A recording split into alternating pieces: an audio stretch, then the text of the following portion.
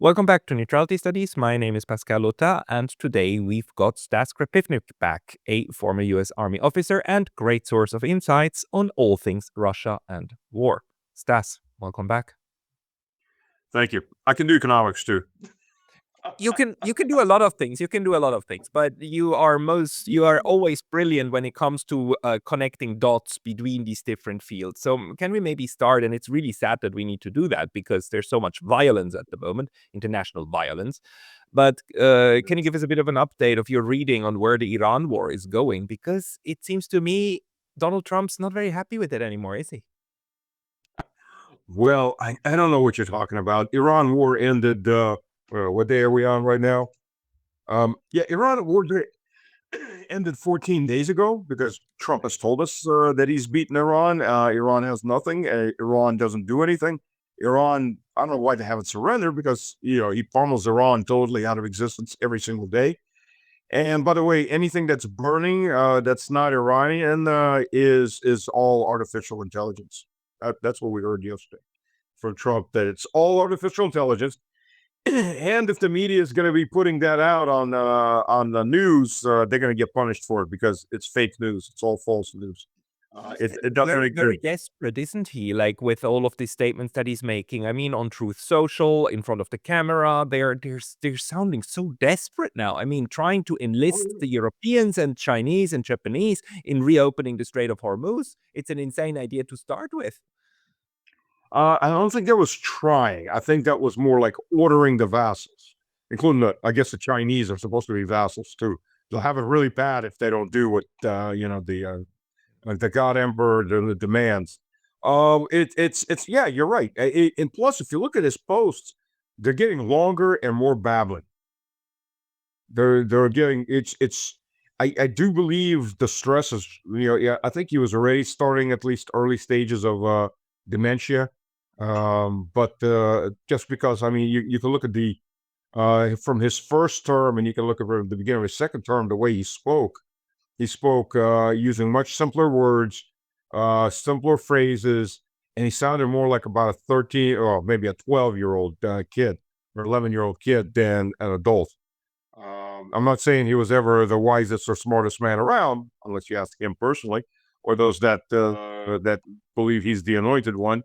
But but you could see the degradation, the mental degradation, and mass. If you're already going down that path, massive strain, especially massive strain where you're looking at the end of your presidency, you're looking at a lot of other problems.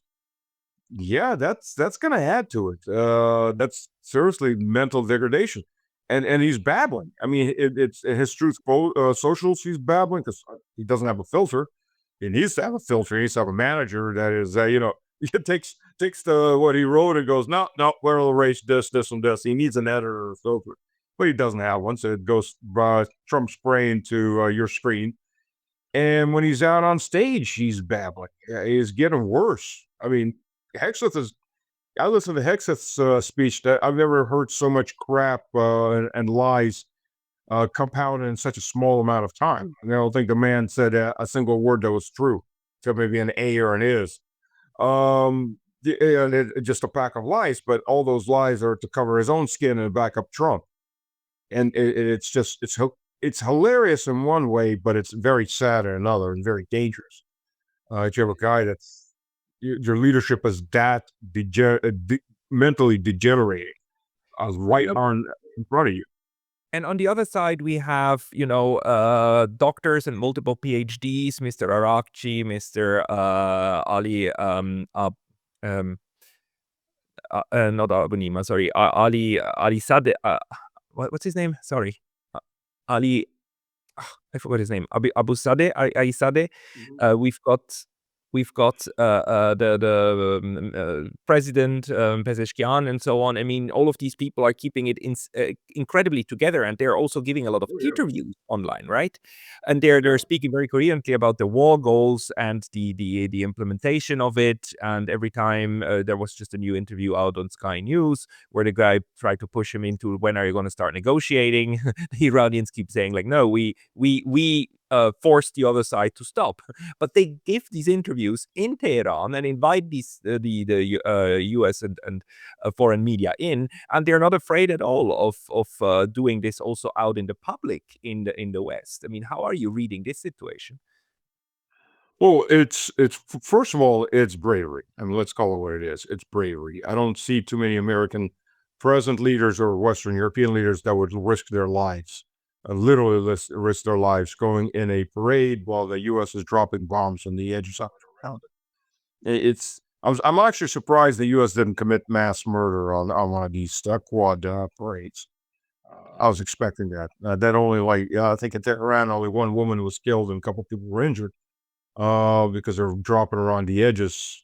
It says a lot that they actually had that much restraint and just didn't massacre that crowd. Um, yeah, it's a person. I mean, you see these leaders that they go to Kiev, and for the life of me, I don't understand why Moscow allows it, because Moscow allows it. They coordinate with Moscow. They're coming into Kiev. No, they coordinate their trip in so nothing is flying in their direction. I always said, wait till they're about 20 minutes out from the airport, start hitting the airport. Scare them a bit at least. Or, if they're on a train, blow up the rail line ahead of them a couple kilometers so they'll stop and blow it behind them and let them walk their way out. They'll get the message real quick. So they haven't actually touched them. But they know they're not going to be touched. They got Russian guarantees. That's why they go in there. It's the whole plethora of stars and of Western politics and Hollywood. They're all coming in to have their little vacation tour in Kiev with Zelensky. And by the way, according to USA, at least the few documents that were really published, majority was never published. Believe me. Julie, she got what like $1 million for that trip. Angelina Jolie, the first one, got $1 million. All of these guys are getting paid handsomely for it. So that's the difference. They know they're not going to get hit versus people that are walking out literally, they don't know if they're ever going to get home, but this is their people and they're showing bravery. It's, and then you look at Netanyahu, if he's still alive, he goes in a bunker. In the main bunker, which is, by the way, if it's the same bunker, it's underneath the hospital. So a little bit of human shields with your own people. Well, his wife and son, 29-year-old son, are off living a good life in Miami. Yeah, this is Western leadership. This is the modern Western leadership. They make a good show of things and virtue signaling, but they're not going to risk their own necks. Yeah, that's a huge difference. Hey, very brief intermission because I was recently banned from YouTube, and although I'm back, this can happen anytime again. So please consider subscribing not only here, but to my mailing list on Substack. That's pascalotta.substack.com. The link's going to be in the description below, and now back to the video. Do you put any faith into these kind of rumors that are circulating at the moment that Netanyahu might be dead? Because we have seen like weird videos of him coming out with 6 fingers, and we haven't seen him like credible evidence of him for like a week or two. Do you think anything of this could be remotely reality? Oh, you mean like when he was drinking coffee, except he didn't have any of his wrinkles were all gone. He had skin as smooth of like a little baby. Where the coffee wasn't disappearing and wasn't slushing around. And all these other images that his teeth kept disappearing. And Yeah, well, all of this can just be trolling of him, right? But he's somewhere tucked away in a bunker, which, I mean, let's be honest, that would be the a sane thing to do. But what? I don't know. I can't comment on that because I simply don't know. I mean, the videos are AI fake. That's obvious enough. That's become memes. That's obvious enough.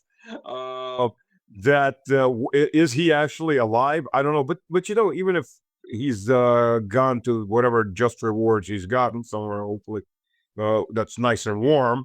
For all the murder he's spread, there's others in line. I mean, even if they got him, they didn't get the rest of the government. And again, just like any government, an established government, it's not a one-man party. There's other people involved. He may be the head, he may be the thinking group, but there's probably someone ready to take his place. That's how most governments run. They run on redundancy, human redundancy. Right. That's And then just here we go. Just like the Iranians can't be taken out by killing Ayatollah Khomeini, and you cannot take out Israel by taking out just Mr. Netanyahu. By the way, the man I was referring to earlier is Ali Larijani, the Secretary of the Supreme National Security Council of Iran. These are highly capable people. And now, where do you think they're taking this war now? Like, the Strait of Hormuz is basically, the Iranians have said they are not completely closing it, right? I mean, ships of friendly nations can pass. They said so. The Iranians actually still have their own oil tankers that pass. So the US really has anything but complete control over the region. Where's the war militarily going? Yeah, as a matter of fact, Iran over the last 18 days, has actually exported about 10% more oil than it normally does over such a period. Go figure out that one. And yesterday there was a Pakistani tanker that was slipped by, was allowed to go through and go to Pakistan with the oil. So yes, oil's actually still getting out. And the Saudis are getting some oil out through their pipeline to the Red Sea. But again, the vast, vast majority isn't going anywhere, and a lot of it's been damaged. Infrastructure's been damaged. The U.S., when Trump said megalomoniously, I did not destroy the oil infrastructure on Carver Island. Well, first of all, that's not the only port Iran has. Iran has 5 ports. It's just the main one for oil. But he didn't do that too because Iran already said, if you take ours out, we'll take out everybody's. It's if we go, we take everybody's infrastructure with us. And then what do you do when it's really destroyed? And the damage that's there already is going to take a while to fix, like it or not. That's how it is. And I think another thing nobody talks about, the U.S. dropped its citizens there, survive the best you can. Well, Saudi Arabia, all these areas, a very large chunk of the oil workers. We're talking engineers. We're talking about highly skilled technicians, or Americans, or are Americans. So a lot of them with their families. You think they're going to come back to that region? Hell no. So you're going to have a very big deficit in capable workers that are knowledgeable and capable of working these facilities. Nobody's talking about that. That's a little further down the line, but that's going to be an issue too, along with a lot of other issues. So, getting things back up and running to where they were before America's war of choice and aggression is going to be a lot more difficult than people think. Most people think, well, the straits will open, they'll finally make peace, and everything will instantly start working. No, it won't. There'll be delays in fixing things. There'll be delays in getting people who can fix things. There'll be delays in getting ships in and out. I mean, you're talking, there's going to be a cascading effect on this. Most people don't realize it or don't think about it. But if you do a little bit of brainstorming, what else is going to happen? There's a lot of issues, and that's if desalination plants don't become part of this whole game. The moment they do, the artificial entities known as the Gulf states, they all start to disappear very quickly. You may have a mass casualty event, basically people dying of thirst. And where I'm talking mass casualty, you're probably looking at 40, 50, 60 million people who may die from thirst because all those entities, they live totally out the desalination plants. Now, I was in Dubai back in 2013 on a business trip when I was director of supply chain Eurasia for Halliburton. And I like historic places. So I was determined to go look at historic Dubai. Looked all over the internet to try to find some resources, nothing. What the hell? Got to Dubai, start talking to the locals. They're like, yeah, historic Dubai. Historic Dubai was a small mud brick fort in a tiny little village with a tiny little port. That was historic Dubai. It doesn't exist anymore. That's it. There is no historic Dubai. There's no great civilization in these areas. They're tiny little warlords with tiny little fortresses, and the vast majority of the population, which wasn't that big to begin with, were nomads. That's it. All of this is artificially built. All of this is artificially built on technologies and trade routes, which is, by the way, another point that nobody's talking about. What happens when the food runs out? Dubai, UAE, Qatar, they can't feed themselves. Okay, Saudi Arabia has wheat in the south, at least, and it still has to import a lot of food. what happens when these other countries? I mean, they should be about now running out of food. There's no imports going in. I mean, you could bring things on planes, but when you're dealing with 4 million people you have to feed in Qatar alone, that's about 3 million workers and about 3.5 million workers, about 500,000 locals. That's a lot of planes. That type of produce gets brought in by ship. Yep. Yep. And we are in an active like war area where missiles fly around and flights are grounded. So, people make stupid comments. I've read that in the Swiss media, about people wondering whether they should try to escape from Dubai and Qatar by taxi. It's like, guys, Where have you looked at a map? Have you looked at where these things are? Can you you can't just drive through a desert like you drive from Zurich to Paris. You just can't. But anyhow, you could, if you can get up to Riyadh, there are roads all the way down to Mecca and Medina.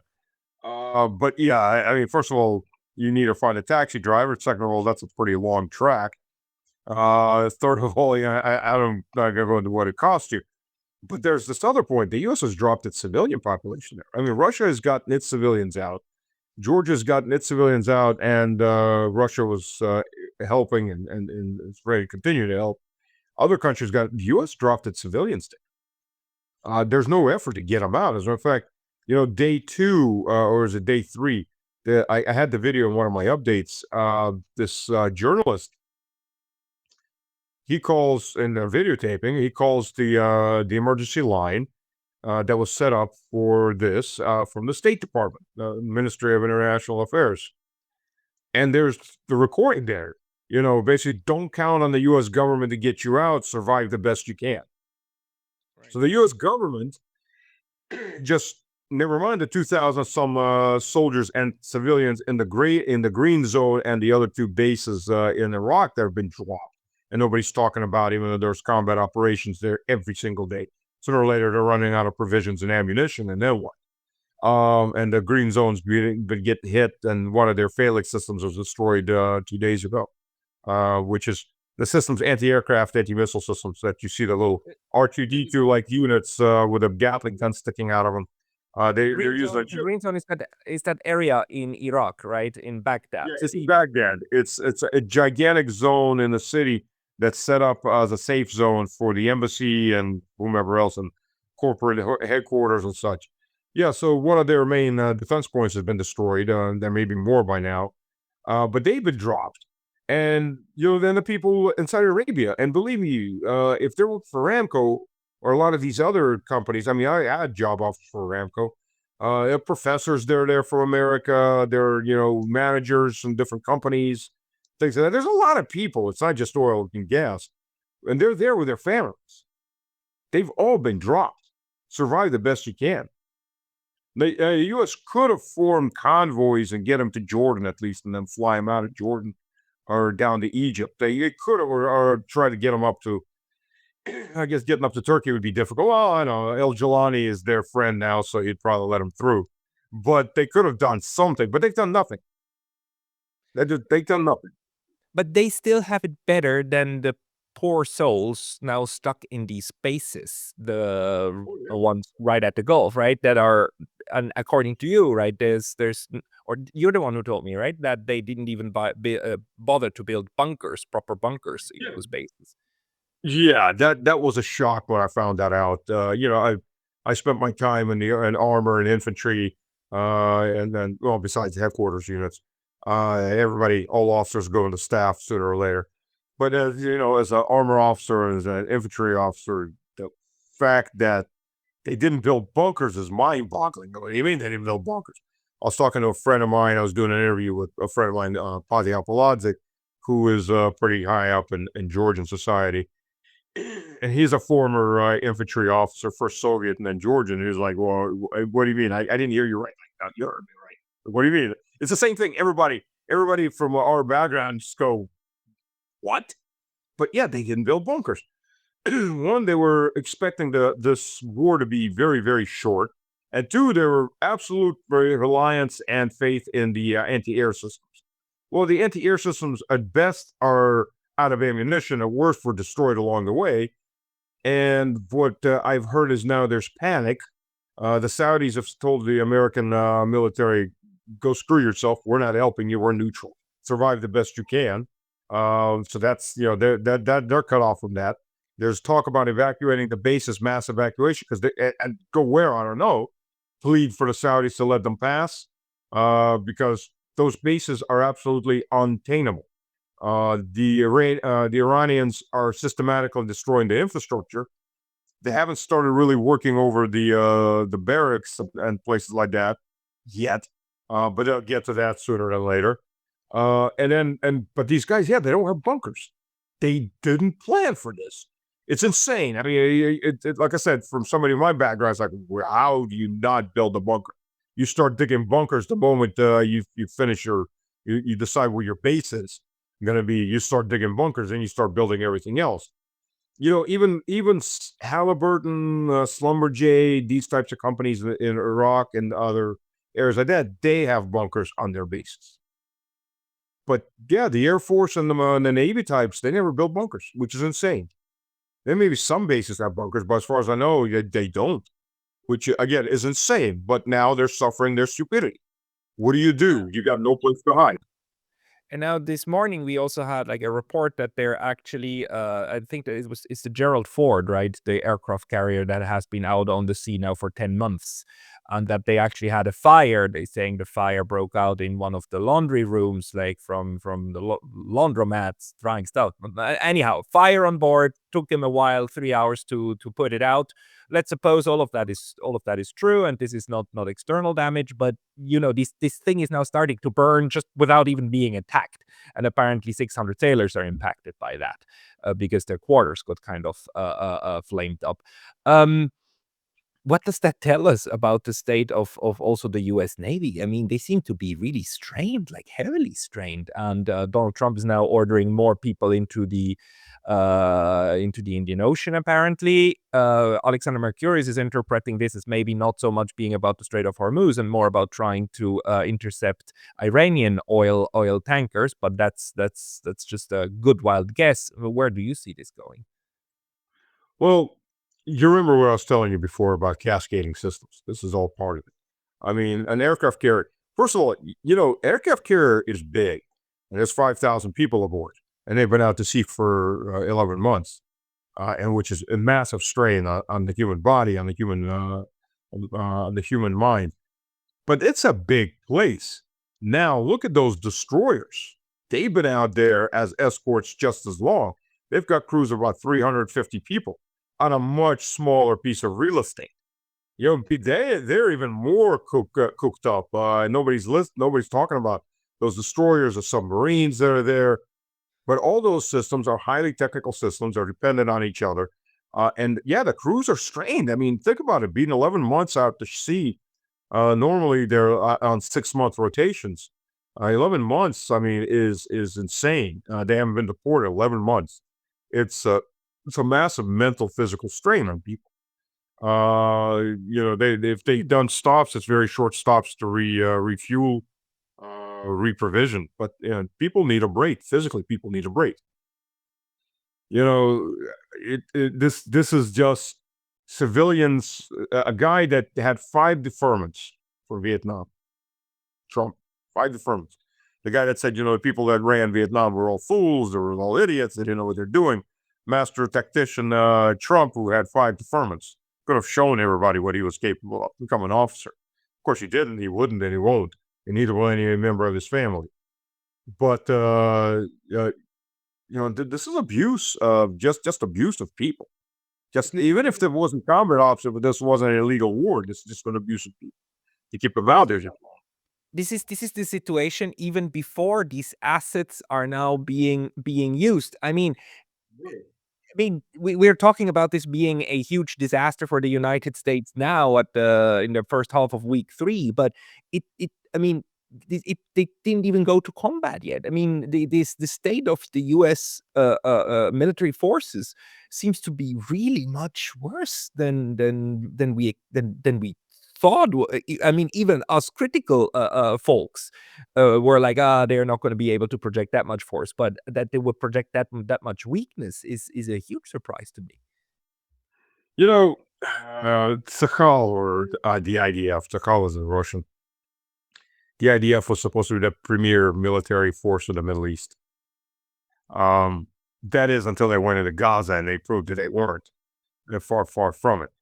You know, the thing about being a bully on any yard is you really tend to not get into fights. You may get in one or two fights to establish your reputation. And occasionally you may beat up on somebody small enough to tip that quote reputation. But you really don't want to risk fighting anybody that can actually do damage to you. Because even if you beat them, the damage they've done to you is going to show the rest of everyone around you in that yard that, hey, he's not invincible. He's actually taken quite a few hits. Maybe I could take him, or maybe two or three of us can take him. Because look, he's got cracks in his armor. And that's exactly what the IDF showed in Gaza. It went in there, it kills a lot of people. But 2 years later, and, they're still fighting. They haven't been broken. And that shows you that, the IDF wasn't the big bad boys that everybody feared. They got themselves bogged down in South Lebanon. Sure, they're good at killing civilians, but they're not very good at fighting. And that's what the U.S. is now showing. Yeah, sure, little countries, we can beat up on them. A regional power is absorbing everything we're given and is smacking us back. And this infrastructure the U.S. built up over 30 years, it's gotten demobilized and degraded, basically destroyed, really in the first 4 or 5 days. And now Iran is just systematically disassembling whatever is left. And there's nothing the U.S. can do about it, except sit there and take it. So what are they actually targeting? I didn't exactly follow, because it's actually difficult to know. Like the United States and Israel, they don't exactly put that on the evening news, like what kind of facilities came under attack. But what do you know from your sources, what the Iranians are going after? And also, the Iranians, the first 2 weeks, they just used their old missile stockpile, which is also quite fantastic. And recently they started using their newer ones, so including loitering missiles, whatever that means, but apparently even harder to somehow intercept. Can you give us an update on that front? Yeah, the loitering, it's loitering munitions. Russia's been using those since day one. You put up a missile into the air and it just flies around because it's got enough fuel capacity.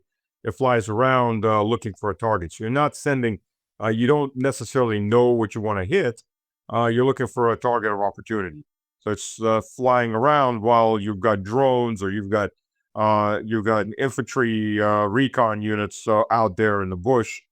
Obviously, that doesn't work quite well in the Persian Gulf that way. But you've got drones looking for a target, and you've got munitions already in the air.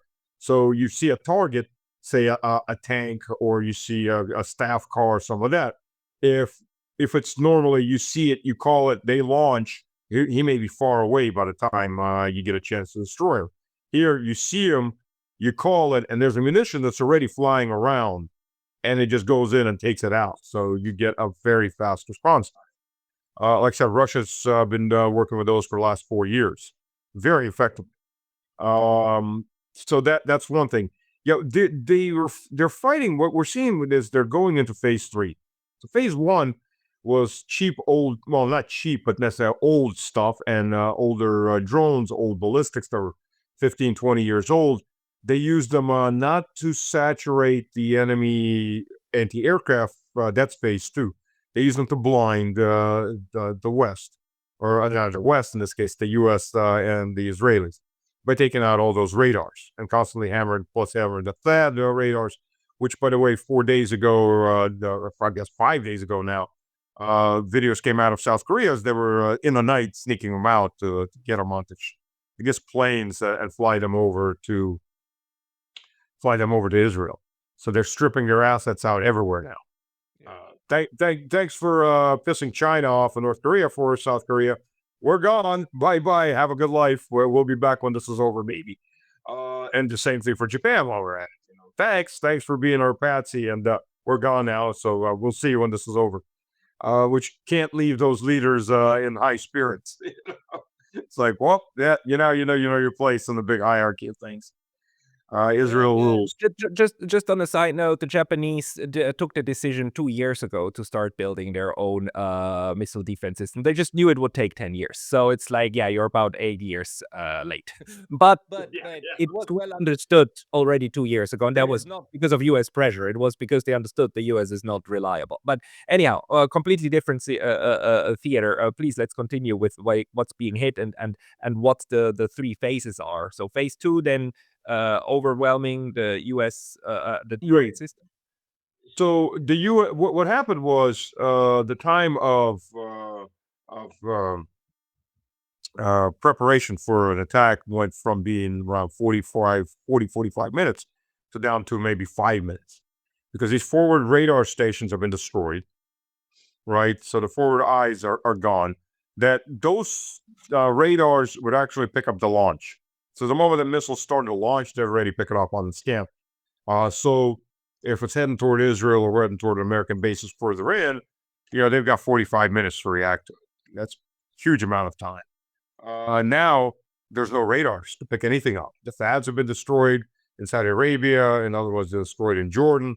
There is no pickup. By the time you're seeing them coming in, they're 5 minutes out. Your reaction time is obviously minimal. So a lot of stuff starts to get through. It's a phase two. You're still launching a lot of older stuff. I mean, you're going further distance in, but now you're using it to soak up and overwhelm the anti-aircraft systems. Because not only are you sucking up missiles that are being launched to destroy your older stuff, but when they're launching, the radars are switching on. When the launchers are launching, they're identified where they're at, and any follow-on drones or secondary wave is now targeting those platforms. So now you're also destroying the actual anti-aircraft system infrastructure, not just using up their missiles. So you're doing both and degrading. And once that's effectively done, then you go over to your expensive stuff. That's when you pull the good toys out and start whacking key infrastructure that would normally be defended. And that's where we saw Hezbollah shoot off 200 missiles. That normally they wouldn't do something like that as many because they'd be intercepted, but they did it and they flew mostly unharmed to their destination. So yeah, this is where we're at now, and there's nothing the U.S. has that can stop this. There's nothing Israel has. Its systems are overwhelmed. Its munitions are at minimal critical levels. And as far as infrastructure in the Persian Gulf, when we saw those 5 Strato tankers burning, this is what Iran is doing. And you have somewhere, I don't know where, I couldn't even guess from where they're getting satellite imagery because, Donald Trump, by the way, has ordered all U.S. satellite companies to scrub everything for the last 2 weeks and not give out anything. So at least give it out with a 2-week delay. So the American companies are offline, but I don't know where they're getting them, but they seem to be apparently. Not only does Iran have a couple satellites, but other countries on Iran's site have satellites. Hundreds of satellites. I don't know. I didn't expect that. I don't understand what's happening.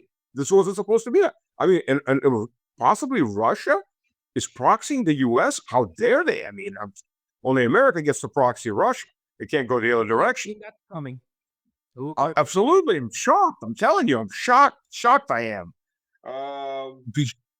The last, but it's really, and I'm sorry, we should not focus on Donald Trump because it's a decoy. It's like it's a distraction from what's actually happening. But the last video on Twitter that I watched about his press conference before we went online is him saying that no expert could have foreseen that the Iranians would strike the countries that host U.S. military bases. That's came out of the blue. Nobody could expect that. It's the level. I mean, okay, it's a distraction from what's really happening. It's just fantastic that stuff is out there. So we've got all of this cooperation going on. We've got the targeting. We also learn now in the third week that again the Iranians were not only able to do this 3-tiered attack strategy. But with the US pounding them, and they were pounded, they were also struck, but nowhere near enough in order to take away the capacity to do so. So the Iranians maintain the capability, and every single day the Pentagon is actually telling us, Hegseth is telling us that all of the war-making capacity of Iran had been destroyed, 95%, 96, 97, and still these things keep flying. So this tells us a lot about the actual capacity of the Iranian military, doesn't it? Well, what it tells you is that devious Russia has gone over from washing machines to refrigerators to get Right. the working chips and coffee makers and everything else. That's how we're feeding Iran and their technology and keeping their drones flying. That's right. Because Russia was out of missiles and ammunition 3 years ago, 3.5 years ago. They're Who starting to shoveled the install motor lane, yeah. lane? Yeah, and shovels, deadly shovels. I mean, it's hypersonic shovels. So that technology has been shared. Iran is now moving into the next generation of hypersonic shovels. God help us all. They have multiple warhead shovels on some of these ballistic missiles, as we've seen over Israel. That's when a whole dozen shovels come flying at you at once. But And for anybody. and the latest insult is to try to undermine the Iranian government is Khamenei is gay. That's the best they can come up with. That literally is now the line they're riding because that will cause a revolution. These people, you look at it, it's kindergarten at its best. No, but it's really difficult. It's really difficult for us to keep a straight face, and everybody. If you're listening and you don't get the shovel reference, then you're probably very, very statistically unlikely to be on this channel because you're probably too young. But I mean, there's just so much cynicism that we had to endure the last 4 years, and it really seems that we were talking about this right in earlier episodes with other colleagues that the West started believing its own lies. And this is the moment when it all comes crashing in. The fact Yep. that they did believe their own lies led them not only into the Ukraine proxy war, but now into the Iran war. And it turns out Iran is nothing like it was portrayed. And even the people, like really senior people in serious positions, not just Trump, but below Trump, within the military structures, seem to have believed the lies that they told themselves. Like I said, the three big things that came out of yesterday is um, from the U.S. is a no more images from satellites. B, it's all AI, and C, Khomeini's gay. That's it. This is the Say that with the gay. They actually said that. yes. C, because he's gay, and you have to have a revolution. It's on X. It's on other platforms. Yes, absolutely. This will cause a revolution. We kill all of that and cause a revolution. Let's see. Brainstorm quickly. What else have we got? Uh, I mean, this is the epitome of U.S. intelligence and the PR spit. I guess at this point in this conflict, this is how ludicrous they're getting. This is there's grasping at straws, and there's grasping at thin air, and this is the level they've gotten. This is the best they can do. Is he's gay?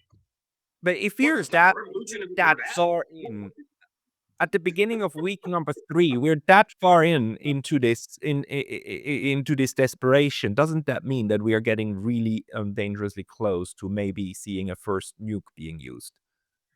From the U.S., no. From Israel, maybe. Of course, if Israel, I missed one else. I'm sorry. There was point 4. Everybody must come here and help us open the Straits of Hormuz. We're not going to do it ourselves because that's dangerous.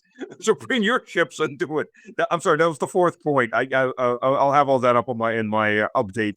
So yeah, that was the 4th point. I'm sorry, I cheated everybody 25% of the points. So yeah, so it's fake. No imaging. He's gay, and it's your duty to open the Straits of Hormuz. Yeah, that's the takeaway for the last 2 days. It's like, really? This is how far it's all sunk. This is, well, whatever his personal life, I'm pretty sure that's not going to affect the war effort at this point. Nobody else is gonna come save your behinds in there. Everybody went, thanks. We'll think about it next year. And eh, oh, and now, by the way, and part of that threat, plea slash threat was things will get bad for NATO if you don't come do this now.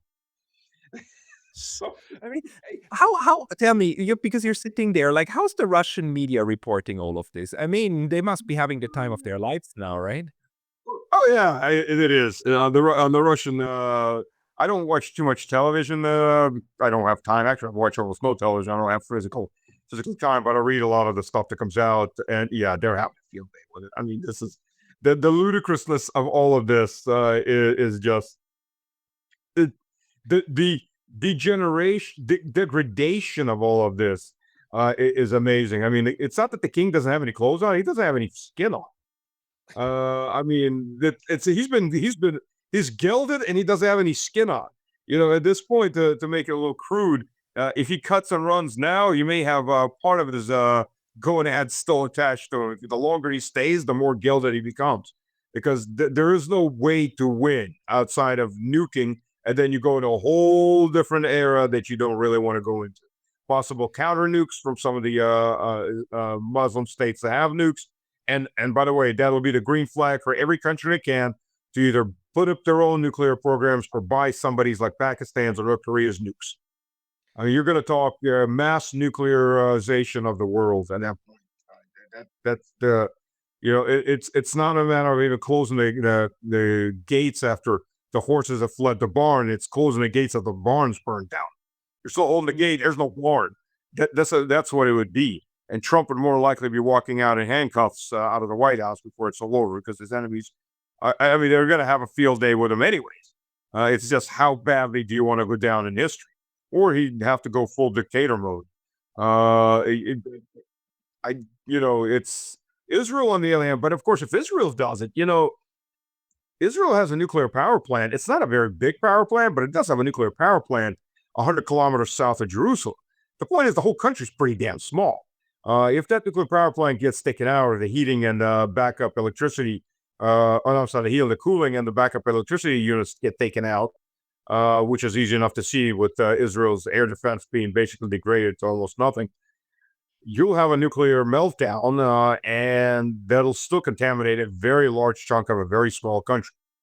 So you'd still be looking at, a huge area, if not the majority area, that's going to be radioactive to at least some degree. Yeah, And since there's not a very wet climate, the big plus of a wet climate is it sooner than later it washes out to sea. yeah. If in a desert environment it doesn't wash out to sea, and every time the wind blows, everything that's still radioactive that hasn't half-lifed itself out of existence gets blown right back into the atmosphere, and everybody gets to breathe it and eat it and drink it all over again. So yeah, No, the best protection that Israel has against that scenario is actually the worldview of the Iranian leadership. And when I talked to Mohammad Marandi, he several times said, "Look, Pascal, this is the land of Palestine. We have no intention of poisoning Palestine."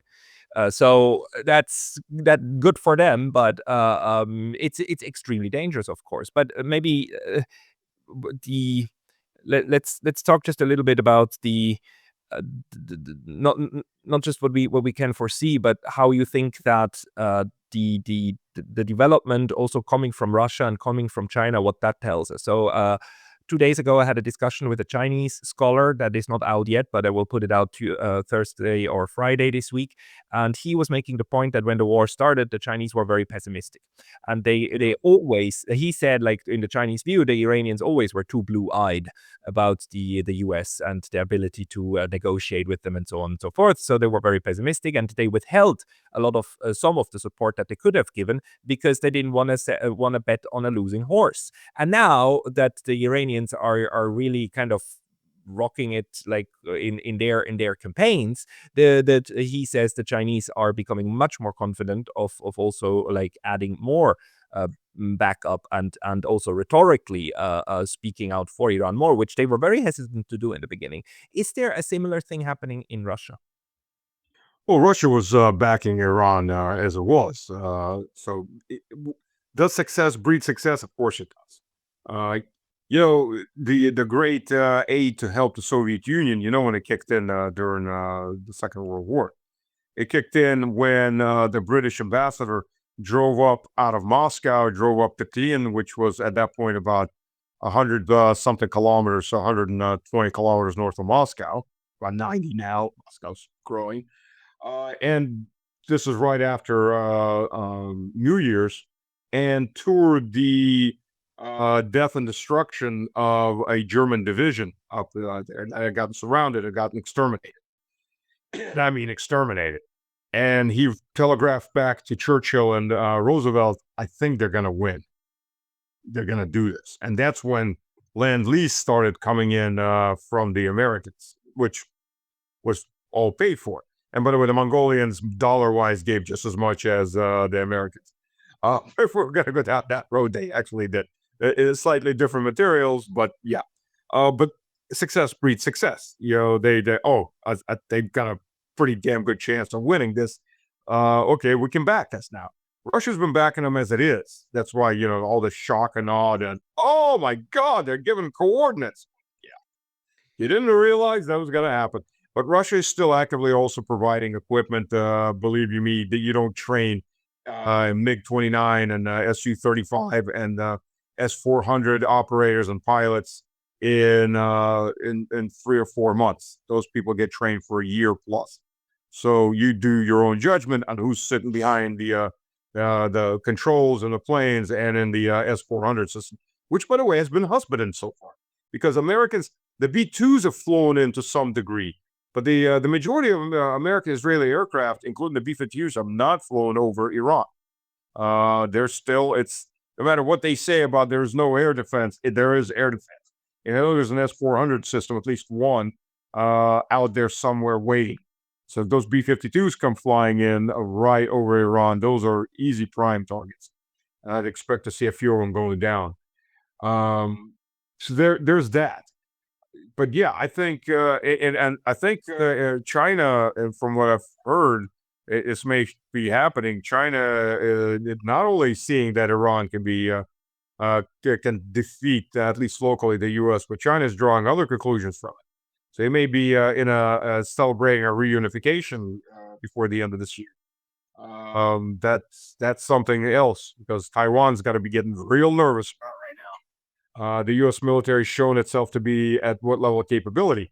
The Lincoln had to run away. I mean, you can call it what you want it, but the Lincoln had to run away. The F-35. I was talking with Colonel Wilkerson. He's got a lot of information on Lockheed Martin's prime cash cow, the F-35. First of all, the F-35, for those who don't understand what it is, it's a plane that was supposed to do everything. So it does everything really, really badly. Because, planes get specialized. Huh? Can it make coffee? No, but it can fall out of the sky at very on the spot. I mean, if it runs out of all ammunitions, it can bomb things by just falling straight down on them. There are a couple of videos that came out with that. So it may have a coffee maker in there too, for all I know. I mean, it gets better. Not only are they insanely expensive, Lockheed Martin, by contract, on avionics, on propulsion, and certain other subsystems, in the contract has it specified that the U.S. military, so for the military of every other country that owns them, is not allowed to service those subsystems. Only Lockheed Martin mechanics can service those subsystems. They have $500-600 an hour. Oh, and so at the service them at sea, obviously they have to be on the aircraft carrier. So they're paying, I don't know how many thousands of dollars a day per person that Lockheed Martin's making, and these guys are making for being there. So that's insane, right? But what's even more insane, first of all, the plane has a maximum bingo distance of about 500 kilometers. Bingo means it has to turn around or runs out of fuel. And it can't. So that's half the fuel's gone. 500 kilometers is pretty damn short. I mean, F-18, I think, is around 800 kilometers, 700 some kilometers. That's about the distance from Tokyo to Osaka. That's not far. Yeah. That's only a bit. 2 hours, 20 minutes.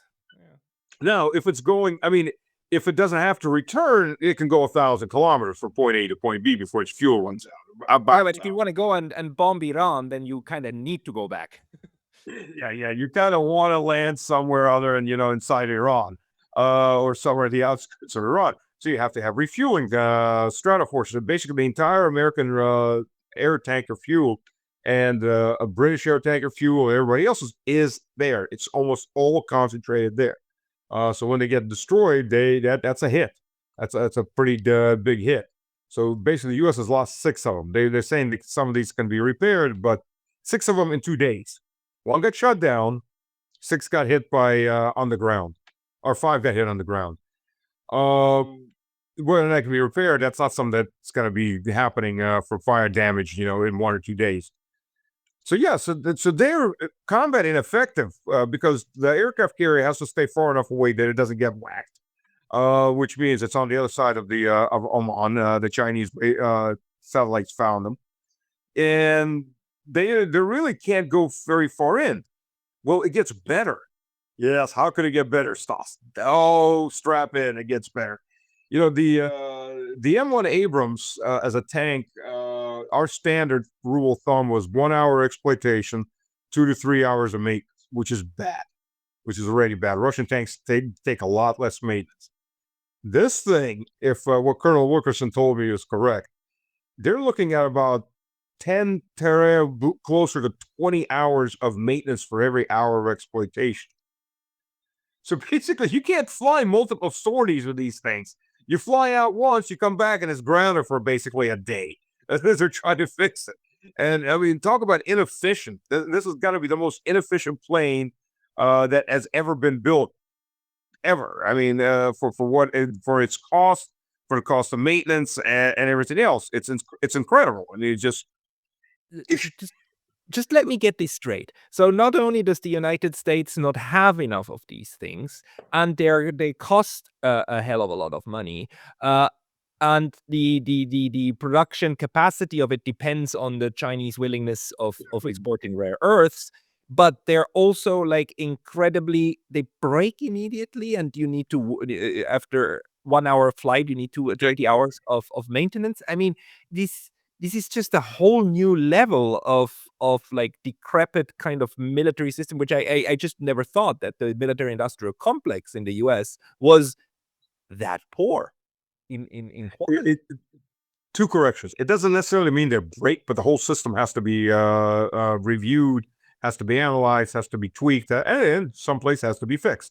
And it takes about 20 hours to go through everything. So that seems to be what it is. Maybe Colonel Wilkerson heard it wrong, but he's got military sources. Obviously, the man is very well connected, and I'm just passing on the information that he told me. As far as correct, it's not rare earths, it's processed rare earths. U.S. has tons of rare earths. They're not that rare. There's only 2 out of 17 elements that are actually very, very rare. Now, they're trace elements in crystalline formations that are dominated by other minerals, by other metals, and they can be weeded out in different forms, and it's expensive.